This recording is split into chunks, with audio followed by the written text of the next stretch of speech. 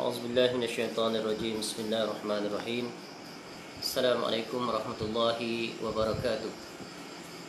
إن الحمد لله نحمده ونستعينه ونستغفره ونعوذ بالله من شرور أنفسنا ومن سيئات أعمالنا. من يهده الله فلا مضل له ومن يضلل فلا هادي له.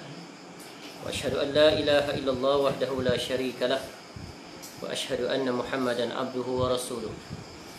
يا أيها الذين آمنوا اتقوا الله حق تقاته ولا تموتن إلا وأنتم مسلمون.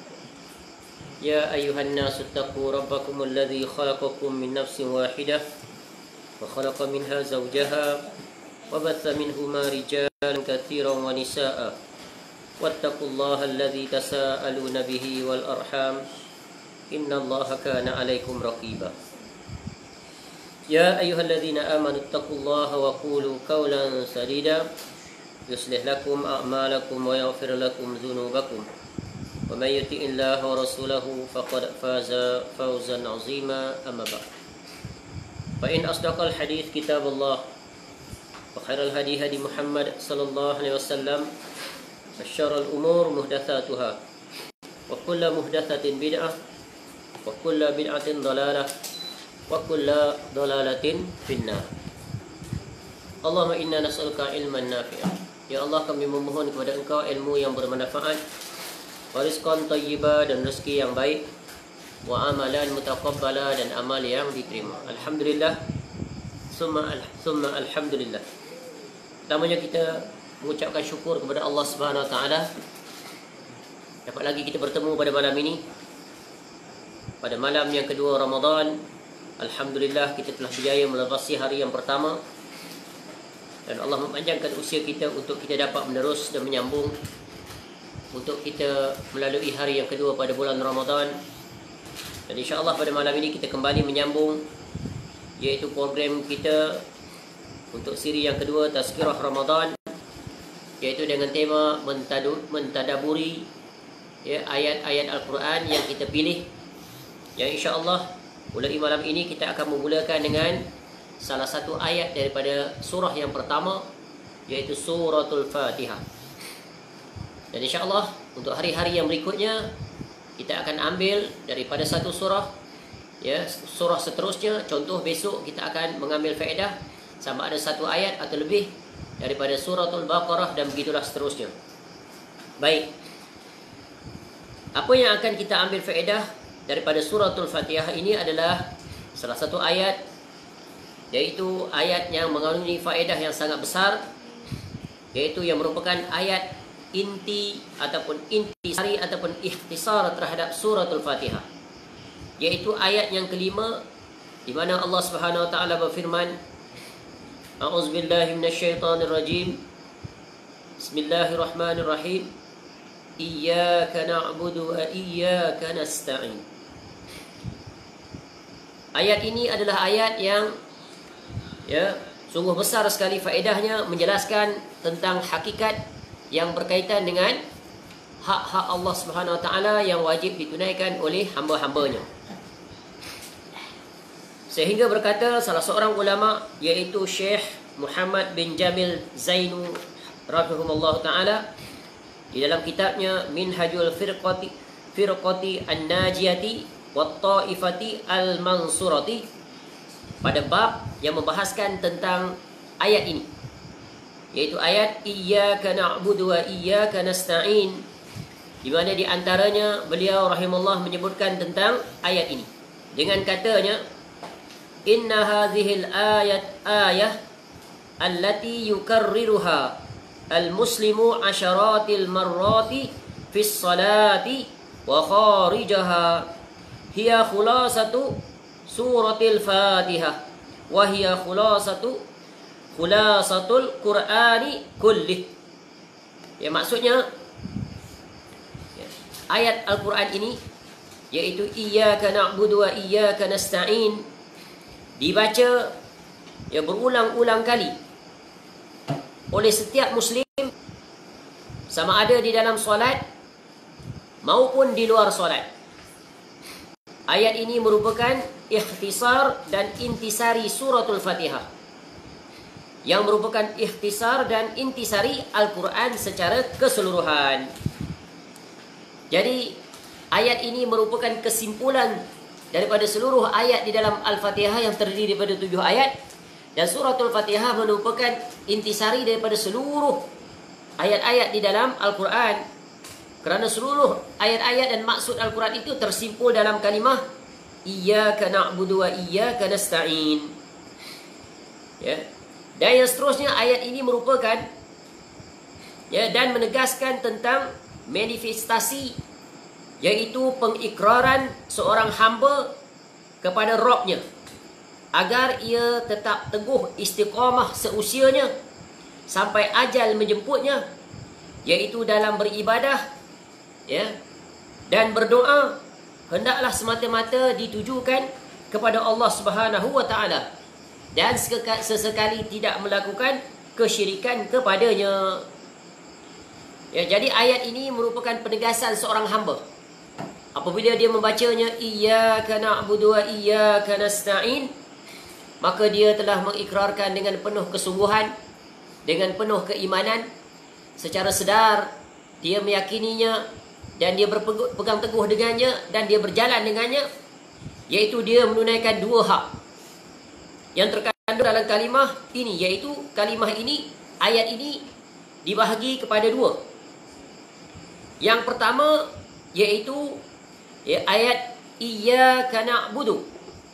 Ayat ini adalah untuk Allah Subhanahu wa taala, iaitu kami, maksudnya hanya kepada Engkau lah ya Allah kami beribadah, iaitu na'budu. Na'budu itu berasal daripada kalimah ibadah, yang nanti akan datang penjelasannya. Kemudian bahagian yang kedua iaitu nasta'in, iaitu berasal daripada perkataan isti'anah, iaitu memohon pertolongan daripada Allah Subhanahu wa taala. Dan bahagian ini adalah bahagian untuk si hamba. Jadi ayat ini memberikan 2 pandangan sisi. Satu, untuk Allah Subhanahu wa taala menjadi hak mutlaknya. Satu lagi adalah iaitu dari sudut perbuatan hamba juga dikembalikan kepada Allah Subhanahu wa taala. Jadi apabila 2 ini bergabung, maka inilah hakikat dan intisari tauhidul ibadah seseorang kepada Rabb-nya. Dan dengan maksud inilah maka seluruh rasul-rasul alaihimussalatu wassalam diutuskan ke dunia bagi umat masing-masing. Di mana di dalam ayat yang lain banyak sekali yang menjelaskan maksud yang sama dengan erti Iyyaka na'budu wa iyyaka nasta'in.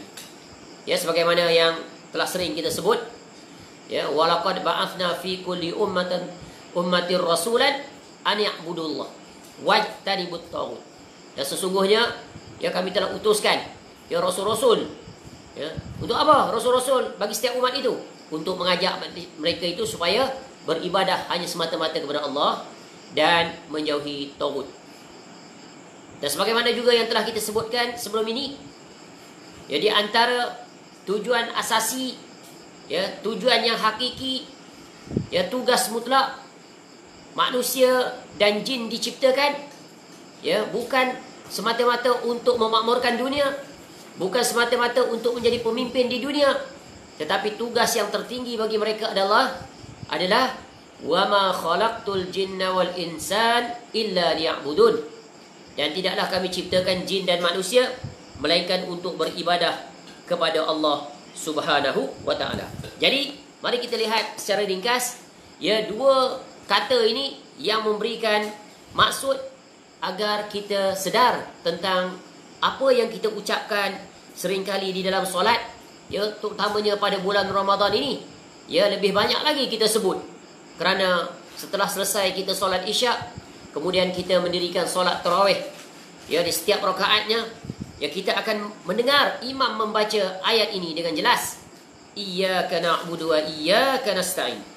Baik, penjelasan bahagian yang pertama, iaitu perbahasan tentang Iyyaka na'bud, Iyyaka na'budu, hanya kepada-Mu lah kami beribadah. Jadi ini bab yang berkaitan dengan kesimpulan daripada tugas seorang hamba, iaitu agar mereka beribadah kepada Allah Ta'ala semata-mata. Perbahasan yang pertama, apakah makna ibadah? Ya. Secara mudahnya, al-ibadah secara bahasa bererti merendahkan diri serta tunduk. Ya, sedangkan menurut istilah banyak sekali definisi yang diberikan oleh para ulama. Ya. Dan apabila kita memahami definisi secara istilah ini, maka menjadi kewajipan kita untuk melihat kepada diri masing-masing, adakah kita telah memahaminya dengan benar dan kita telah menunaikan hak ibadah itu dengan benar kepada Allah Subhanahu Wa Taala yang menjadi Rabb kita. Allah Taala, dia adalah Rabb, dia adalah Ar-Rabb, dia adalah Al-Khaliq, dia adalah Al-Malik, dia adalah Ar-Razik dan sebagainya. Ya, hanya kepadanya lah kita tujukan seluruh peribadatan kepadanya. Yang pertamanya di antara definisi yang diberikan oleh para ulama, ibadah adalah taat kepada Allah Ta'ala dengan melaksanakan perintahnya melalui lisan para rasulnya. Jadi ibadah itu, ya, dia adalah apa saja yang disampaikan oleh rasul. Dan kalau bagi kita umat Nabi sallallahu alaihi wasallam, maka rasul itulah yang mengajarkan, menjelaskan bagaimana untuk kita beribadah dengan benar kepada Allah Subhanahu Wa Taala. Kerana ibadah itu tidak boleh dilaksanakan berdasarkan akal atau kemahuan kita semata-mata. Jika begitulah agama, maka ibadah akan menjadi rosak kerana masing-masing akan melakukan mengikut cara masing-masing. Baik, yang kedua, ibadah adalah merendahkan diri kepada Allah Azza wa Jal, iaitu tingkatan ketundukan yang paling tinggi disertai dengan rasa mahabbah yang paling tinggi. Maknanya ibadah itu adalah merendahkan diri, menghinakan diri. Inilah maknanya hamba. Sebab hamba dia akan menyerahkan seluruh peribadatannya, ketundukannya, kecintaannya hanya kepada yang menciptakannya. Sebab itu, ya, di sisi Allah Subhanahu Wa Taala, Allah menginginkan agar kita menjadi seorang hamba, bukan menjadi seorang tuan. Apabila seseorang itu telah mendapat darjat gelaran sebagai seorang hamba, maka dia adalah orang yang paling mulia di sisi Allah Ta'ala. Apakah ciri seorang hamba itu? Kesimpulannya disebut sebagai taqwa Allah. Sebagaimana Allah Ta'ala sebut di dalam surah Al-Hujurat, Inna akramakum indallahi atqakum. Ya, sesungguhnya orang yang paling mulia di sisiku, kata Allah Subhanahu Wa Ta'ala, adalah orang yang paling bertakwa. Bukan orang paling kaya, bukan orang paling bijaksana, bukan orang yang memiliki gelar-gelar kecerdasan dunia, bukan. Ada pangkat dan sebagainya, bukan. Ya, orang yang paling mulia di sisi Allah iaitu orang yang bertakwa. Mereka lah hamba yang sejati. Ya, jangan sekali-kali kita menjadi hamba selain daripada Allah Subhanahu Wa Taala, maka itu merupakan sungguh satu kehinaan. Ya, seorang manusia menjadi hamba kepada orang lain. Ya, menjadi orang yang sering disuruh buat itu, buat ini. Ya, mulia tak dia? Tak. Ya, seorang yang menjadi hamba kepada hawa nafsunya, mulia tak dia? Tidak. Ya, contoh ketika tadi siang dia berpuasa, Masya Allah, dapat menahan lapar dan dahaganya. Tetapi bila berbuka puasa, banyaknya juadah makanan di atas mejanya. Kuih yang pelbagai, lauk pauk yang pelbagai, air yang pelbagai jenis. Ya, ada air sejuknya, air panasnya, ya, buah-buahan yang pelbagai. Bukankah itu sudah menjadikan dirinya sebagai hamba kepada hawa nafsunya? Hawa nafsu untuk makan. Maka sungguh satu kerugian, satu kehinaan, ya, dan yang sepatutnya berlaku. Ya, begitulah dicontohkan kepada contoh-contoh yang lain. Adapun definisi ibadah yang terakhir, ini yang paling merangkumi, paling mencakupi, yaitu sebagaimana yang disebut, ya, oleh Syekhul Islam Al-Imam Ibn Taymiyah rahimahullah, yaitu ibadah adalah sebutan yang mencakup seluruh apa yang dicintai dan diredai oleh Allah Subhanahu Wa Taala, baik berupa ucapan atau perbuatan, yang zahir maupun yang batin. Inilah dia, ya, lebih komprehensif, lebih luas cakupannya, yaitu huwa ismun jami'un likulli ma yuhibbuhu Allah wa yardah minal aqwal wal af'al az-zahiratu wal batinah. Ya, dan ibadah itu, ya, secara lebih luas maksudnya terbahagi kepada ibadah hati, ibadah lisan dan ibadah anggota badan. Contoh, ya, rasa khauf yakni takut, roja, yakni mahabbah, yakni cinta, tawakal, ya, ketergantungan, rahbah, yakni senang, dan rahbah, yakni takut, adalah ibadah yang bersifat qalbiyah, yakni yang berkaitan dengan hati.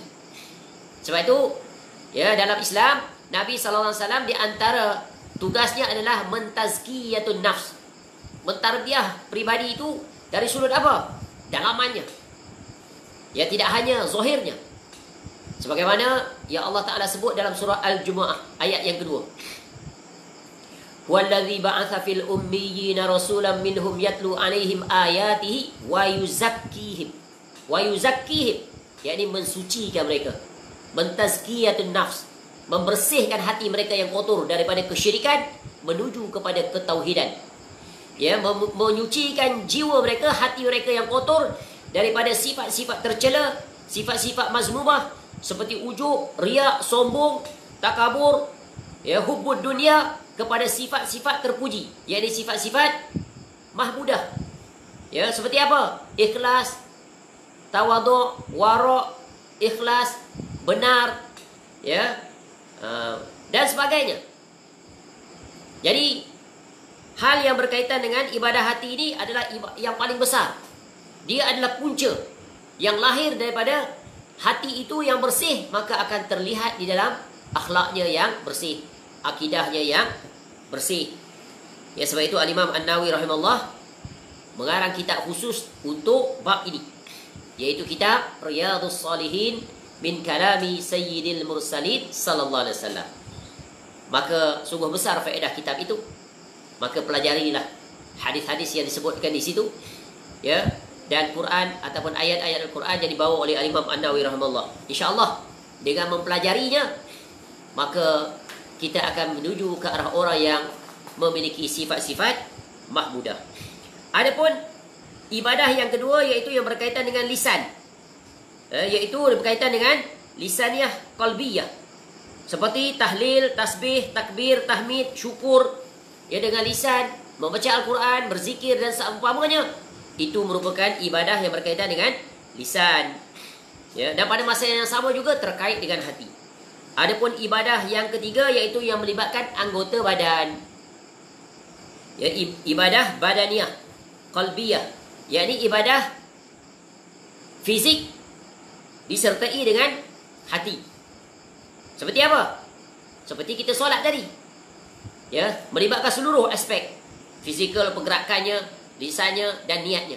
Begitu jugalah ibadah-ibadah yang lain, ya, kebiasaannya melibatkan, ya, hampir ketiga-tiga perkara, iaitu dengan hati, dengan lisan dan anggota badan. Dan sesungguhnya inilah di antara salah satu definisi yang berkaitan dengan iman. Al-iman at-tasdiqu bil qalb wal iqrar bil lisan wal amalu bil jawarih. Ya, baik. Itu contoh yang pertama, iaitu tentang maksud ibadah. Jadi apabila seseorang itu memahami tentang makna ibadah yang benar, maka dia akan melakukan ibadah itu dengan sebenar-benar, ya, peribadahan. Dan salah seorang ulama menyebut dalam kitab Al-Usul Ats-Tsalatsah, ya, Al-Usul Ats-Tsalatsah, dia menjelaskan tentang skop ibadah itu apa? Al-ibadah allati amara Allah biha mithlul Islam wal iman wal ihsan wa minhu ad-du'a wal khawfu wal raja wat tawakkul wal rughbah wal rahbah wal khusyu' wal khasyah wal inabah wal isti'anah wal isti'adzah wal istighatsah wal zabhu wal nazr wa ghairu zalika min anwa'il ibadah allati amara Allah biha kullaha. Jadi Syekh rahimahullah menyebutkan tentang jenis-jenis ibadah, iaitu apa dia? Macam-macam ibadah itu yang Allah Ta'ala perintahkan. Seperti apa? Islam, dalamnya ada rukun Islam. Iman, dalamnya ada rukun iman. Dan ihsan, ya, yang ada satu rukun, ya. Begitu juga doa, khauf, roja, tawakal, rahbah, khusyuk, khasyah, inabah, meminta pertolongan, memohon perlindungan, meminta bantuan, menyembelih, bernazar, dan macam-macam ibadah lainnya yang Allah perintahkan seluruhnya. Jadi cakupan ibadah ni luas sekali, yang melibatkan tiga perbuatan tadi: hati, lisan dan perbuatan. Baik. Kemudian para ulama menyebutkan iaitu bangunan ataupun asas ibadah yang benar. Bagaimana kita nak mengetahui ibadah itu adalah ibadah yang benar? Sesungguhnya ibadah itu wajib berlandaskan kepada 3 pokok ataupun asas, iaitu ada padanya unsur kecintaan. Cinta dia dalam beribadah. Cinta kepada yang diibadahi, yakni Allah Ta'ala. Yang kedua, ada sifat takut. Dalam beribadah kepada Allah, hendaklah dia sertai dengan sifat al-khawf. Takut apa? Khawatir ibadahnya ada banyak kekurangan, ada banyak kelemahan. Khawatir dia beribadah pada masa dia beribadah itu dia mengharapkan agar mendapat redha Allah. Tapi dia khawatir tiba-tiba Allah tidak redha dengan ibadah yang dia lakukan. Sebab apa? Barangkali dia melakukan perkara-perkara yang mengurangi atau mencacatkan amal ibadah dia. Seperti contoh dia solat tadi. Dalam solat tengah berdiri dia tidur. Dalam solat dia tengah berdiri hilang khusyuknya. Dalam berpuasa tadi dia berlaku pelanggaran-pelanggaran. Dia berpuasa, tahan. Lapar dan dahaga. Tapi dia tak dapat tahan lisannya. Tak dapat tahan matanya. Tak dapat tahan telinganya. Takut. Allah murka dengan ibadah yang dia lakukan.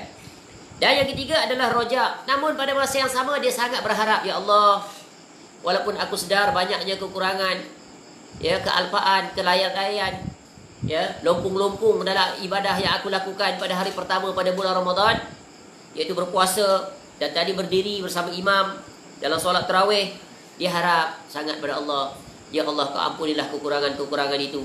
Kau terimalah seluruh amal ibadah yang kulakukan pada hari pertama pada bulan Ramadan. Kenapa? Dia khawatir, dia mengingati apa yang disebutkan oleh Nabi SAW, iaitu jangan termasuk orang yang keluar daripada bulan Ramadan tapi tak meraih apa-apa. Sebagaimana yang telah kita sebutkan pada siri-siri kuliah persiapan untuk memasuki Ramadan, di antara pesanan dan peringatan Nabi SAW dalam bagi para pelaku ibadah, apa kata Nabi SAW? Rubba sa'imin laisa lahu min siyamihi illa al-ju' wal atash. Wa rubba qa'imin laisa lahu min qiyamihi illa at-ta'abud was-sahar. Berapa ramai orang yang berpuasa tapi tak meraih apa-apa kecuali lapar dan dahaga. Dan berapa ramai orang yang berdiri malam solat dia, tak meraih apa-apa juga, melainkan letih berdiri dan lama bergadang, bertahan mata, bersengkang mata. Dan kemudian dalam hadis yang lain Nabi SAW ingatkan, Rahima anfu mri'in adraka Ramadan falam yughfarlah. Celakalah, rugilah orang yang keluar daripada bulan Ramadan tak meraih keampunan daripada Allah. Padahal ibadah-ibadah yang dia lakukan itu sepatutnya mendapat keampunan daripada Allah. Sebagaimana yang kita sebut sebelum ini tentang penjelasan 3 hadis, iaitu yang menyebabkan seseorang diampuni oleh Allah Subhanahu Wa Taala seluruh dosa-dosanya. Man shoma Ramadan, man qama Ramadan, man qama Lailatul Qadri imanan wa ihtisaban, ghufira lahu ma taqaddama min zambi. Sebab itu, untuk memastikan amal ibadah yang kita lakukan itu diterima oleh Allah Subhanahu Wa Taala, maka mau tak mau kita wajib memenuhi 2 syarat yang telah ditetapkan oleh Allah dalam seluruh ibadah yang kita lakukan. Apa dia syarat itu? Yang pertama, hendaklah dia lakukan seluruh amal ibadah itu ikhlas kerana Allah semata-mata. Inilah dia tauhid. Iyyaka na'bud. Buat ibadah bukan kerana makhluk, bukan kerana kepentingan tertentu, tak. Dia beribadah kepada Allah, bersungguh-sungguh bermujahadah pada bulan Ramadan ini, tak lain dan tak bukan kerana ikhlas kerana Allah. Yang kedua, amal ibadah yang dia lakukan itu hendaklah sesuai dengan tuntutan Nabi SAW. Ittiba'ur Rasul. Ketika dia solat tarawih tadi, dia berusaha untuk mencontohi bagaimana sifat solat tarawih Nabi SAW. Dia tidak tergesa-gesa, dia berdiri lama, di belakang imam, dia memerhatikan ayat-ayat, dia mendengarnya dengan teliti. Bukan imam ketika membaca fikirannya melayang ke tempat lain. Sempurna solatnya, lama berdirinya, lama tamakninahnya, dan apa saja perlakuan pergerakannya dia cuba seboleh-bolehnya seperti mana Nabi sallallahu alaihi wasallam solat. Contoh ketika dia berdiri, dia mengangkat takbir. Dia tahu dalam hadis disebutkan takbir itu Nabi SAW mengangkat tangannya separas dengan bahu dan telapak tangannya menghadap kiblat, atau separas dengan telinganya dan menghadap kiblat, maka begitulah takbirnya. Ya, ketika dia meletakkan qiyamnya, dia tahu, ya, dia letakkan ya dengan sempurna, ya, sama ada di bawah dadanya atau di atas dadanya. Ya. Dan dia tahu apa yang dia buat itu ada dalilnya daripada hadis-hadis Nabi SAW, sama ada yang berdarjat sahih ataupun yang hasan, dan begitulah seterusnya. Jadi ingat, dua syarat ini adalah syarat yang menentukan, ya, ibadah kita diterima oleh Allah Subhanahu wa taala. Jangan sekali-kali kita melakukan asal buat. Kerana khawatir seperti mana yang pernah saya sebut sebelum ini, ya, nanti di negeri akhirat ada orang datang dengan membawa banyak amal, tetapi satu pun tak diterima oleh Allah Taala. Puncanya kerana apa? Tak memenuhi syarat tadi. Sama ada ikhlas ataupun sama ada ittiba ataupun kedua-duanya sekali. Sebagaimana Allah Taala peringatkan kita, wa qadimna ila amilu min amalin faja'alnahu haba'an mansura. Baik. Ya. Ini adalah bahagian yang pertama, penjelasan secara ringkas tentang iyyaka na'bud, iaitu hak Allah Taala yang wajib ditunaikan oleh seorang hamba, iaitu dengan pengikrarannya, ya, dengan kukuh, dengan jazam, dengan pasti, iaitu hanya kepada Engkau lah ya Allah kami beribadah. Tak akan sekali-kali kami memalingkan ibadah itu, ya, selain daripada kepada Engkau. Sebab apa? Sebab barang siapa yang memalingkan ibadahnya, ya, selain daripada Allah, maka dia musyrik kafir. Faman sarafa minha syai'in li ghairillahi fahuwa musyrikun kafirun. Ini berbahaya, ya. Iaitu barang siapa yang memalingkan, ya, salah satu daripada ibadah-ibadah, apa saja ibadah yang dia lakukan selain kepada Allah, maka dia musyrik lagi kafir. Sebab apa? Dia telah melakukan, ya, kesyirikan kepada Allah Subhanahu wa taala. Ingat kaedah yang penting ni. Faman sarafa minha syai'an li ghairillahi fahuwa musyrikun kafir. Maka dengan itu kita akan menjadi orang yang sangat teliti di dalam beribadah kepada Allah. Adapun perbahasan bahagian yang kedua, iaitu iyyaka nasta'in, hanya kepadamu kami meminta perlindungan, pertolongan. Yang memohon sesuatu kepada Allah ni ada 3 bentuk. Ayat ini menjelaskan permohonan yang bersifat universal, umum, apa saja, ya, iaitu isti'anah, memohon pertolongan. Ada 2 lagi bentuk memohon pertolongan daripada Allah, itu lebih khusus. Yang ini lebih umum, lebih luas cakupannya, ya, yang akan kita bahas sebentar lagi. Yang kedua adalah bentuk dinamakan isti'azah, memohon perlindungan kepada Allah daripada segala kejahatan makhluk, terkhusus ketuanya, iaitu syaitan laknatullah. Betul kan? Sebab tu kita mulai Al-Quran dengan berta'awuz, a'udzubillahi minasyaitanir rajim, ataupun dalam surah yang di antara surah yang terakhir, 2 yang terakhir, ya, qul a'udzu birabbil falaq, qul a'udzu birabbin nas. Ini apa namanya ni? Itu memohon perlindungan, ya, isti'azah namanya, ya, agar dijauhkan, dilindungi diri daripada segala kejahatan makhluk, sama ada yang terlihat atau yang tak terlihat. Adapun bentuk permohonan kepada Allah yang ketiga adalah dipanggil istighatsah, iaitu khusus untuk memohon kepada Allah agar diangkat segala kesulitan dan kepayahan yang sedang dialami. Seperti sekarang, musibah coronavirus. Ini musibah satu dunia, bukan satu negara, bukan satu negeri, bukan satu kampung, satu negara Allah datangkan musibah ini. Maka bagaimana untuk kita memohon kepada Allah? Inilah dinamakan istighatsah, ya. Dalam istighatsah ini melibatkan apa? Kesungguhan, membetulkan tauhid, ya, mendekatkan diri pada Allah, istighfar, bertaubat dan sebagainya, agar segera dimustajabkan oleh Allah Subhanahu wa taala. Kerana apa? Musibah adalah suatu perkara yang menunjukkan kemurkaan Allah Taala, agar hamba-hambanya yang melakukan kezaliman, ya, melakukan kemaksiatan, segeralah kembali kepada Allah.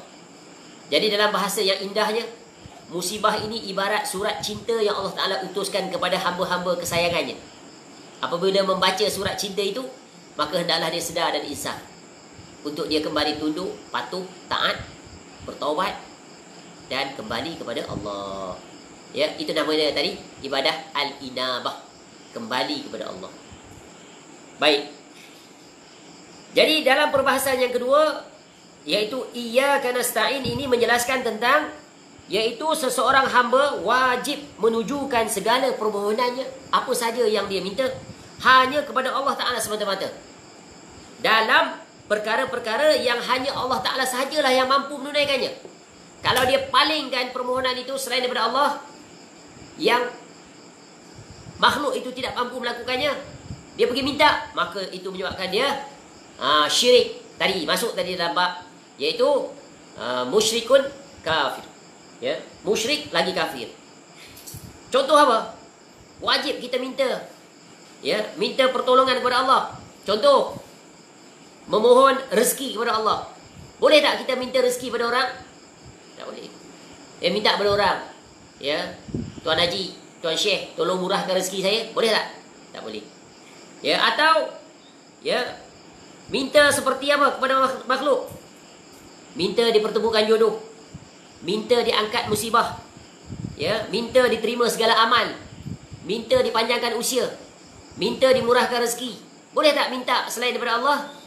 Tak boleh. Kenapa? Kerana manusia tak akan mampu sekali-kali untuk memenuhinya. Hanya Allah Ta'ala sahajalah yang mampu untuk memenuhinya. Maka apabila dipalingkan permohonan itu selain daripada Allah, maka dia musyrik kafir. Ya, kafir dia. Kerana apa? Telah mengadakan sekutu-sekutu, tandingan-tandingan bagi Allah Subhanahu wa Ta'ala. Sebab dosa yang paling besar, kejahatan yang paling besar, kezoliman yang paling besar, maksiat yang paling besar adalah melakukan syirik kepada Allah, iaitu menduakan Allah atau mengambil sekutu-sekutu selain Allah yang diletakkan setara dengan Allah Subhanahu wa Ta'ala. Sebab itulah Nabi sallallahu alaihi wasallam memerangi kaum kafir musyrikin itu. Ya, kerana apa? Kerana mereka mengambil sekutu-sekutu di samping Allah. Walaupun mereka juga menegakkan hujah di hadapan Nabi SAW. Ketika Nabi SAW menegur mereka dengan ucapan qulu la ilaha illallah tuflihu. Katakanlah kalimah ini, la ilaha illallah. Orang kafir musyrikin sangat faham kalimah ini. Kerana mereka adalah orang yang fasih sekali bahasa Arab. Tak perlu diberikan penjelasan terperinci seperti sekarang ini. Kita ni terpaksa jelaskan. Tak cukup 30 minit, tak cukup 45 minit, tak cukup sejam. Ya, seusia kita sampai kita mati tetap kena diperjelaskan, dihuraikan. Makin banyak yang diterangkan, makin banyak yang tak faham. Makin banyak yang kita tak tahu. Ya, sebab itu kita sering diperingatkan, terutamanya ilmu tauhid, ilmu akidah. Wajib kita belajar sampai mati. Kerana perkara yang pertama yang akan disoal di alam barzah berkaitan dengan tauhid. Man Rob, bukankah itu tauhid? Ya. Waman Nabi juga. Wamadi. Ini semuanya adalah berkaitan dengan tauhid. Baik. Ya, sebab itu orang kafir mengatakan, apa orang kafir kata? Aja'ala alihata ilaha wahida inna hadza la syai'un ujab. Ketika Nabi SAW menyuruh mereka untuk menjadikan Allah sahaja sebagai satu saja, Tuhan yang esa, yang wajib kamu ibadahi. Hendaklah kamu buang semua Tuhan-Tuhan sesembahan kamu selain daripada Allah. Iaitu sama ada dalam bentuk patung, sama ada dalam bentuk patung, sama ada dalam bentuk pepohonan, sama ada dalam bentuk tempat-tempat yang dikeramatkan, yang dianggap para wali, orang-orang soleh, orang yang dekat dengan Allah, ataupun kuburan para nabi, atau yang paling dekat, paling mulia, iaitu menjadikan para malaikat itu sebagai sesembahan di samping Allah. Tinggalkan semuanya itu. Hanya la ma'buda bihaqqin illallah. Tidak ada yang berhak diibadahi dengan benar melainkan Allah. Tapi orang kafir, musyrik ini terkena syubhat. Syubhat daripada hawa nafsu dan akal mereka yang cetek. Sehingga mereka mengatasi, melampaui, melawan, menentang ucapan Nabi SAW tadi. Apa kata mereka? Ma na'buduhum illa liyuqarribuna ilallahi zulfa. Ada hujah ditegakkan di hadapan Nabi SAW. Hebat tak? Orang kafir musyrik hebat dari sudut akal, tapi terbatal dengan wahyu daripada Allah Ta'ala. Ya. Apa mereka jawab pada Nabi SAW? Ma na'buduhum. Tidaklah kami jadikan, kami beribadah, ya, kepada batu-batu, pohon, bagai-bagai tadi tu. Ya, melainkan untuk mereka itu mendekatkan diri kami kepada Allah sebagai perantara, sebagai wasilah, sebagai orang pertengahan. Dan Islam sekali-kali dalam beribadah kepada Allah tak memerlukan sebarang perantaraan dalam bentuk apa pun. Sama ada meletakkan orang soleh yang telah mati itu, yang dianggap wali, sebagai perantara, sebagai wasilah, Islam tidak mengenal istilah itu. Kerana apa? Ibadah seseorang hamba itu mestilah ikhlas dan terjauhkan daripada kesyirikan walaupun sebesar zarah. Kerana Allah Ta'ala berfirman, Ud'uni astajib lakum. Ya, ni dalam bentuk kepada Allah hanya kami minta pertolongan. Minta langsung kepada Allah. Allah tidak sama dengan makhluk. Allah Ta'ala bukan seperti raja dunia. Raja kalau kita nak jumpa memang ia perlukan perantara. Perlu buat appointment dengan setiausahanya. Ya. Tak boleh langsung tiba-tiba terus masuk aja bertemu raja. Tak boleh. Itu adalah tataran, tata cara dunia. Tapi Allah Ta'ala tak sekali-kali sama dengan makhluk. Allah Ta'ala di mana jua kita berada, dalam keadaan apa pun kita, ya, cukup langsung minta kepada Allah. Ud'uni astajib lakum. Mudah tak? Terang tak? Tapi perkara inilah yang banyak berlaku diselisihi oleh umat Islam, terutamanya di zaman sekarang. Sebab itu, iyyaka na'budu wa iyyaka nasta'in sangat penting, yang akan membentengi diri kita daripada terjatuh, terjerumus dalam perkara-perkara yang boleh membawa kepada kesyirikan. Jadi ingat, memohon apa saja yang menjadi kekhususan bagi Allah Ta'ala, yang hanya Allah Ta'ala sahaja yang boleh, ya, memperkenankannya, memenuhinya, maka wajib ditujukan hanya kepada Allah. Adapun minta kepada makhluk pertolongan boleh atau tidak? Boleh. Ya, dengan beberapa syarat. Ya, bila terpenuhi syarat ini, maka memohon pertolongan kepada makhluk boleh. Ya. Memohon pada makhluk ni siapa? Manusia. Betul kan? Sebab manusia dia berakal, dia faham apa yang kita minta. Tu. Ya, dengan syarat apa? Meminta tolong kepada manusia boleh dalam sekurang-kurangnya dia telah memenuhi 3 syarat. Yang pertama, dia hidup. Orang yang kita minta tolong tu dia hidup. Ya, minta tolong pada orang mati boleh tak? Maknanya tak boleh. Ya, sebab orang mati dia berada di alam lain. Ya. Yang boleh diminta tolong untuk membantu kita memenuhi hajat kita, yang pertama adalah orang dia masih hidup. Itu syarat yang pertama. Yang kedua, orang itu hadir di depan kita, atau orang itu tidak hadir di depan kita tapi kita boleh hubungi dia. Ya, sama ada menerusi telefon, menerusi surat, menerusi apa lagi? Email dan sebagainya. Ya, dia boleh dihubungi dan dia boleh jawab. Sama ada dia sendiri yang menjawabnya atau orang lain yang menjawabnya. Itu syarat yang kedua. Ya, dia hadir. Ya, maknanya kalau orang itu walaupun dia hidup, dia tidak hadir di depan kita dan kita tak boleh, ya, hubungi dia. Boleh tak kita minta begini? Wahai Ahmad, tak ada depan kita. Kita pun tak tahu dia duduk di mana. Tak tahu, tak dapat dikesan. Kau tolonglah aku ada masalah sekarang ni. Seru nama Ahmad itu. Ya. Aku kesempitan wang sekarang. Ya, tolong kau pinjamkan aku 2,000. Boleh tak? Tak boleh. Sebab Ahmad itu tidak hadir. Tak dapat diketahui di mana dia tempat berada. Dia ghaib. Ghaib, tak nampak. Maka itu dilarang. Menyeru namanya padahal dia tidak berada di depan kita, dia tak dapat dihubungi. Adapun syarat yang ketiga, iaitu kita boleh minta kepada sesama kita, iaitu yang pertama dia hidup, dia hadir, ya, sama ada di depan kita ke, ya, atau boleh dihubungi tadi, ya. Yang ketiga dia mampu. Maknanya kalau orang yang tak mampu, macam mana kita nak minta tolong? Betul kan? Yang keempat, ya. Bagus. Dah mumtaz. Ya.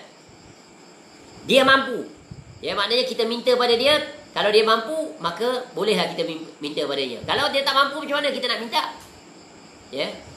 Kemudian yang keempat apa tadi? Tidak melanggar syariat. Kita minta pada dia tu sesuatu yang tidak melanggar syariat. Ya, contoh kita minta tolong dia. Ahmad, kau tolong beli nombor ekor kat aku kat kedai loteri tu. Boleh tak? Dia ada depan kita, dia hidup, dia mampu, tapi dia tak memenuhi syarat yang keempat, iaitu melanggar syariat. Betul kan? Kita suruh dia beli beli apa tadi? Beli nombor ekor, ataupun beli rokok, ataupun beli arak. Itu kan melanggar syariat, maka dilarang. Walaupun dia mampu, dia hadir, dia hidup, dia depan kita. Ya. Jadi kalau terpenuhi 4 syarat ini, maka ia adalah perkara yang diharuskan. Ya, dia hidup, dia hadir, dia mampu dan tak melanggar syariat. Contohnya apa? Ahmad. Ya, aku ni ada masalah keuangan dah. Boleh takkan kau pinjam kat aku 3,000? Tu. Ahmad dia ada, dia hidup, dia depan kita. Ataupun kita telefon dia. Kemudian dia kata, aku ni tak mampu, tapi aku bagi separuh boleh lah. Separuh lagi nanti aku minta orang lain tolong kau. Boleh tak ni? Boleh. Ya. Faham ni? Jadi iyyaka nasta'in ini hanya kepada engkau, ini maksudnya apa? Sesuatu permohonan yang hanya menjadi khusus bagi Allah. Allah saja yang boleh mengabulkannya. Maka jangan sekali-kali kita minta selain daripada Allah. Walaupun orang yang kita minta itu dengan anggapan dia seorang wali. Banyak orang sekarang tersalah dalam memahami bab ini. Ya, mereka pergi ke kuburan-kuburan yang dianggap keramat. Kuburan-kuburan itu pemilik para wali. Lalu mereka pergi ke situ berbondong-bondong. Duduk di situ dengan mengadakan pelbagai ritual. Bahkan yang lebih parahnya, ya mereka berkasidah, ya berebana, ya menghiasi kuburannya, memasang lampu-lampu, duduk bersimpuh di situ. Bahkan yang lebih parah, di antara mereka itu bercakap-cakap kononnya dengan pemilik kubur itu sambil menyeru-nyeru namanya, memohon langsung kepada pemilik kubur itu. Sungguh ini perkara yang menyebabkan syirik seseorang itu. Ya, tetapi kalau dia pergi ke kuburan, sebagaimana yang disyariatkan, iaitu pergi untuk berziarah ke kuburan, mengambil faedah mengingati kematian, yang mendoakan untuk ahli kubur, kemudian setelah itu dia pulang, maka ini yang disyariatkan. Bukan pergi untuk meminta. Sama ada meminta langsung kepada pemilik kubur itu, atau meminta bantuan daripada pemilik kubur itu untuk disampaikan permohonannya kepada Allah. Ya, itu adalah perkara yang menyelisihi apa yang diperintahkan oleh Nabi SAW. Kerana untuk meminta sesuatu tak perlu pergi ke kuburan. Cukup kita di sini, di mana pun kita berada. Allah Ta'ala dia maha mendengar, maha melihat permohonan hamba-hambanya. Maka mintalah. Ya, dan Nabi SAW menjelaskan di banyak tempat-tempat untuk kita dimustajabkan doa. Betul kan? Contoh pada bulan Ramadan, ketika sebelum kita berbuka, ya sebelum subuh, ya azan dikumandangkan pada 1/3 malam. Dan di banyak tempat lain, ya terutamanya pada hari Jumaat, ya sebelum asar, sebelum maghrib. Banyak lagi ketika hujan turun, di antara iqamah. Kenapa kita tidak bersungguh-sungguh di waktu itu untuk memohon kepada Allah?